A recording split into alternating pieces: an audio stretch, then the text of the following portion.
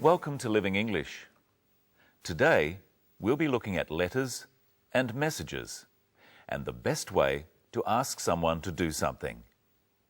First, here's the latest episode of our drama, Sisters and Brothers. Steve is taking Anne back to her hotel after their day at the wildlife park.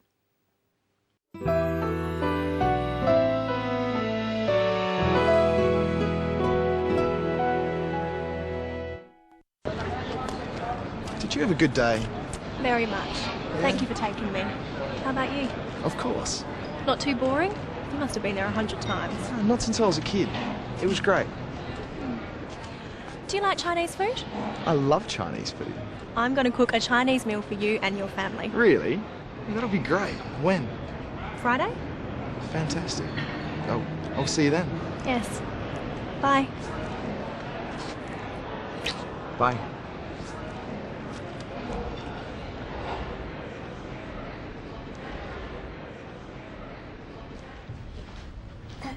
Excuse me. Sorry, Leslie, I didn't see you. Could I have my key, please? Certainly. Here you are. Oh, and there's a message for you.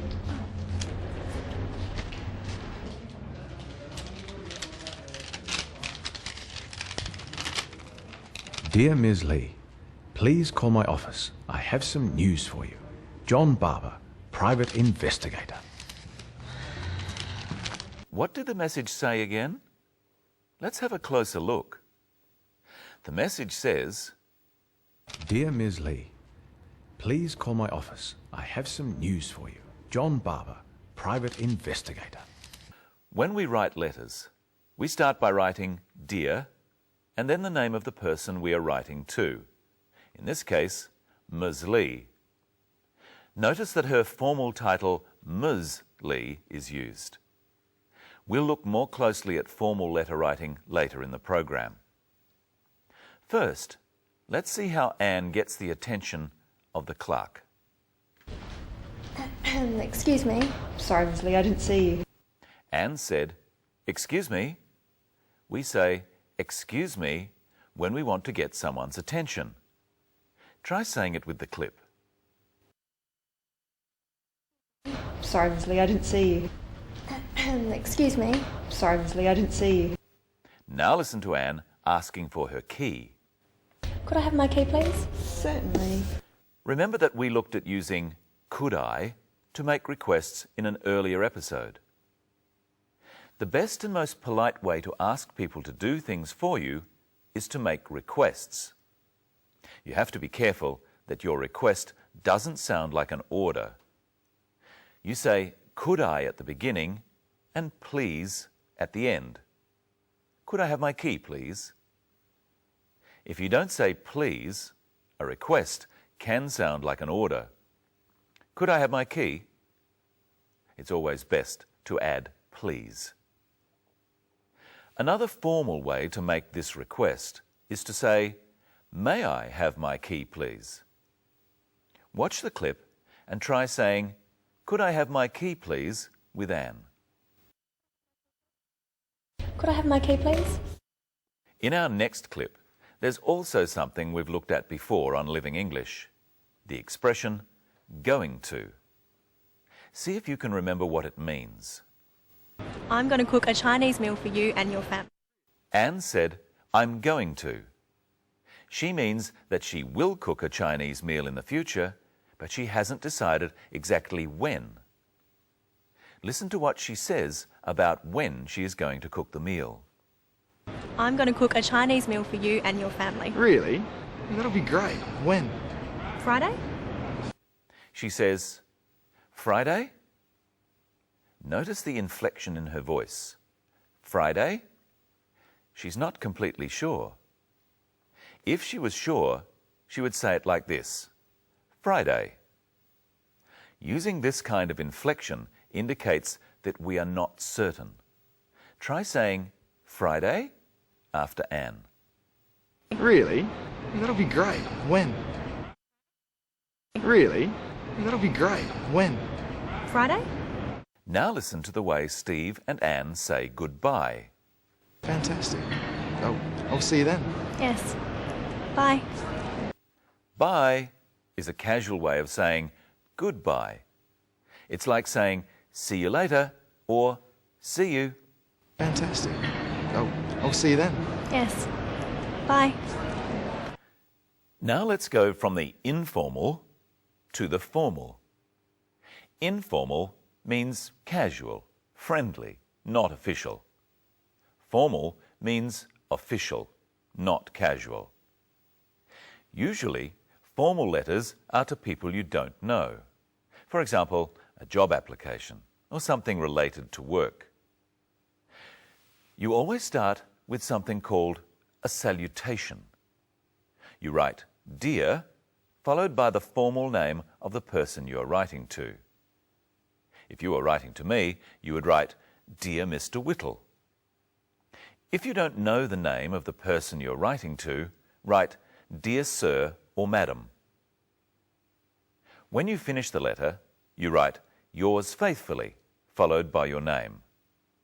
If you use the person's name, it's the custom to write, Yours sincerely, followed by your name.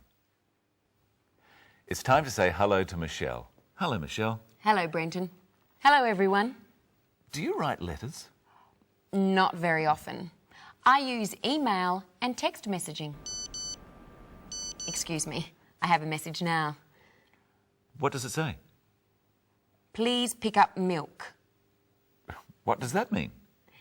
It means that my friend wants me to buy some milk on the way home after work.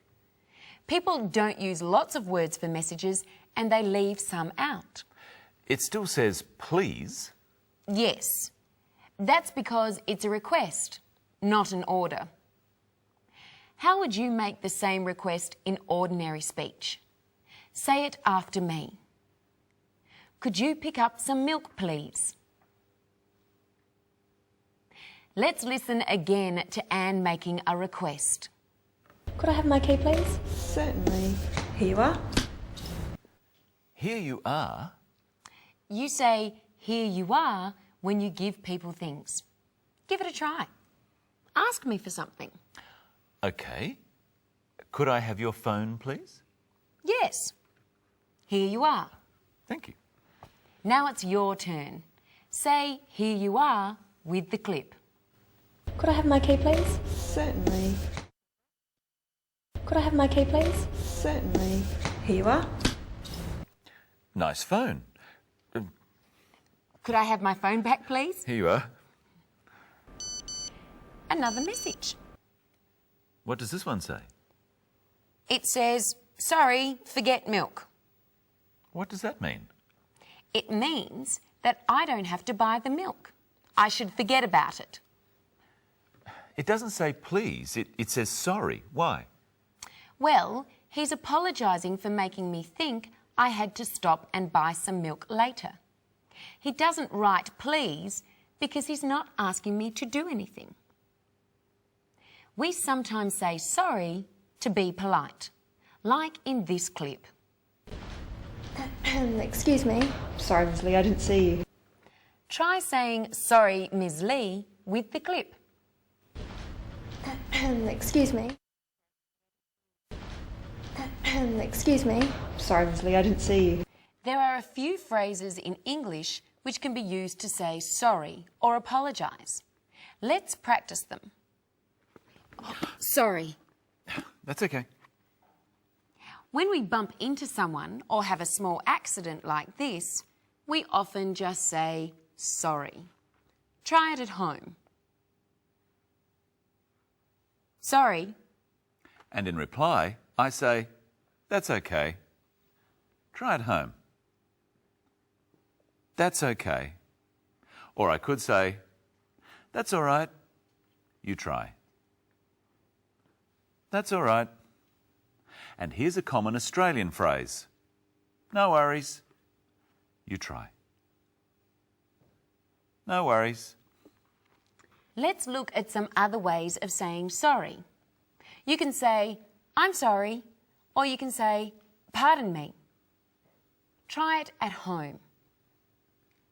Pardon me. Another way of saying it is, I beg your pardon. This is more formal. Try it after me. I beg your pardon. This is a more serious apology. Like this. I beg your pardon. I'm so sorry. No worries. We use the same phrases if we don't understand something or don't hear it and we want the person to repeat what they said. Excuse me, Yes. do you have the time? 8:30. I beg your pardon? It's 8:30. You can also use I'm sorry or sorry in the same way. Excuse me, Can I help you? do you have the time? 9:10. Sorry? It's 9:10. Thank you very much. But notice how the inflection changes from when we say sorry to apologise. We'll show you. Sorry. That's all right. Sorry? I said that's all right. There's no need to shout. Practice with me the different ways of saying sorry. Sorry. Sorry. I'm sorry. I'm sorry. Pardon me. Pardon me. I beg your pardon.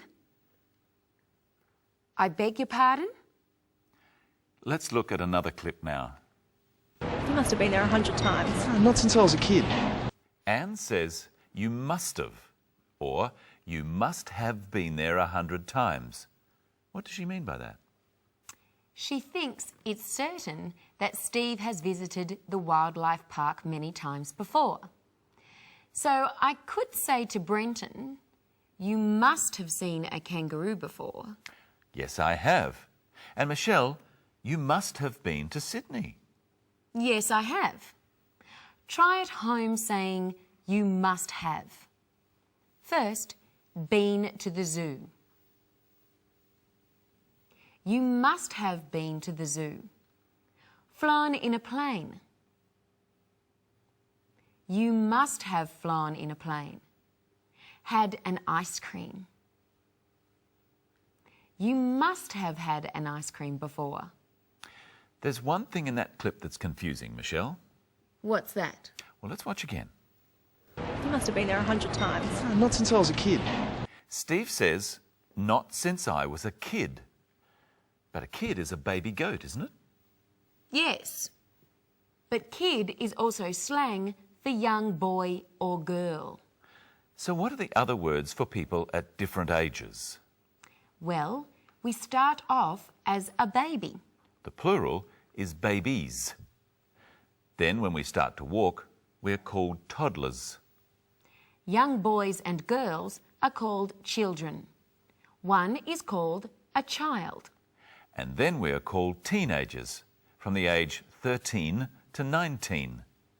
And then adults. And that's all we have time for today. Next time, we'll look at reporting the past and using did and didn't.